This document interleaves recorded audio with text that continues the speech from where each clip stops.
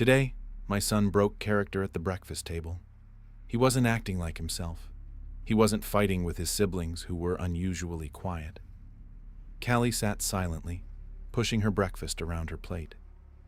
There was no brutal fight to the death over the bathroom, no constant bickering about cereal. Zach wasn't kicking his siblings under the table to start arguments. And I didn't have to shout once. It was far too quiet. "Jonas!"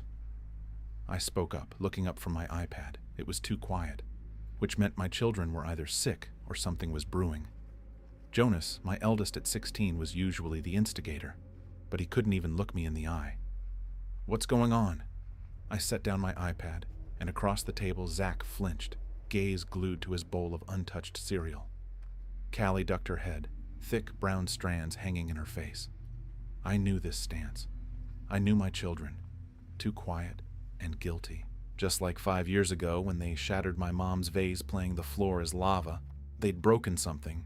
I sighed, noticing the atmosphere. Jonas and Zach were clearly trying to stay silent, and Callie was one squeak away from singing like a canary. "All right, as long as it's not your grandfather's urn. I don't care what you've broken, as long as you fix it. Dad's hurting us." At first, I didn't even hear my son. I was too busy reaching across the table and grabbing maple syrup for my pancakes.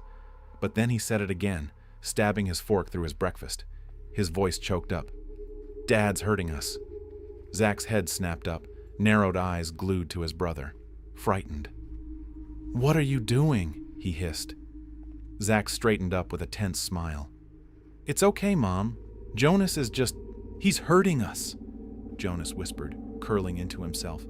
His eyes found mine. Hollow, broken. How did I not notice? How did I not see the shadows under his eyes? The agony creased between his brows. "I'm not staying silent anymore," he whispered. "You two can, but I'm not." Jonas glared down at the table. I fucking can't do this anymore." He broke into sobs that immediately broke my heart.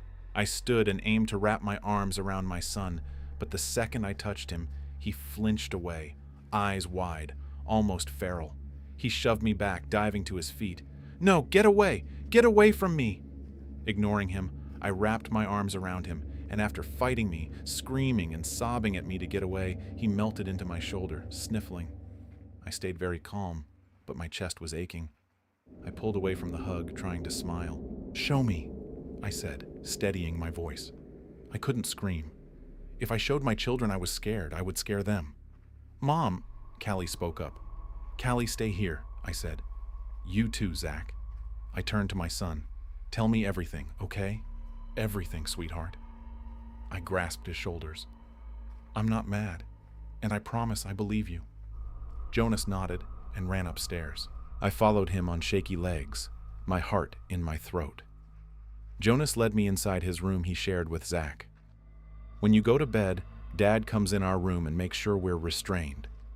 Jonas lifted up his pillows, and there, looped around his bed frame, were chains. Jonas turned to face me. "Ever since we tried to run, he's chained us to our beds."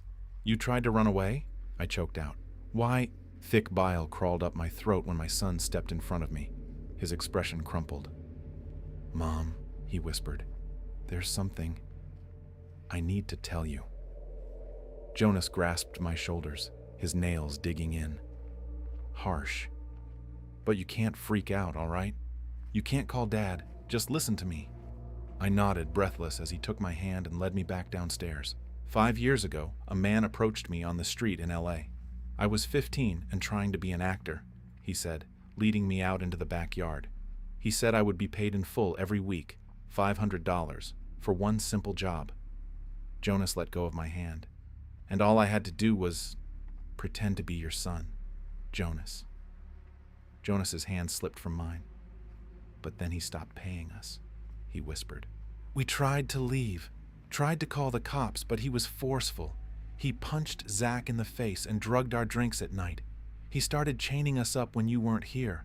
And now we're prisoners." He sputtered. "I'm not even from here. I'm from Texas. I ran away to LA because I thought I wanted to be an actor.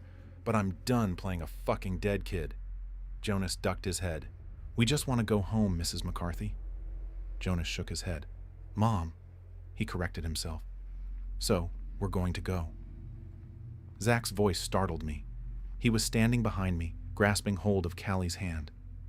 I'm sorry for your loss, he whispered, but we're not your children. He nodded at Jonas. Get your shit, Jack. We're going. Jonas nodded. He gave me a quick hug. Thank you for saving us, he said. And I'm sorry for your loss, Mrs. McCarthy. I stood, numb, as the three of them started toward the fence, and I was reaching into my jeans and pulling out my gun. Something inside me exploded, and I let out a shriek of laughter. I started forwards, pressing the gun into my sweet daughter's head. Stupid kids, I spoke through gritted teeth. I wasn't losing them again. I buried my children once. Never again. Your father ran the auditions, I said, clicking off the safety. I lowered the barrel to Callie's calf. Run, and I'll cut off your legs. They froze, and I took pleasure in my next words. But who do you think chose you?